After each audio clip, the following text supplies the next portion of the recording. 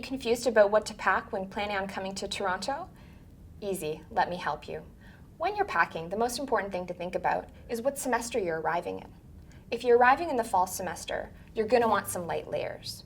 If you're arriving in the winter semester, you're definitely going to want some warm winter boots and a warm winter coat. If you're coming from somewhere that doesn't usually have cold temperatures, just plan on buying these things in Canada. Another important tip is when you're packing, make sure you put all your medication or important documents in your carry-on bag. One final tip I'll give you is to throw some keepsakes in your suitcase, like a picture of your family in case you get homesick.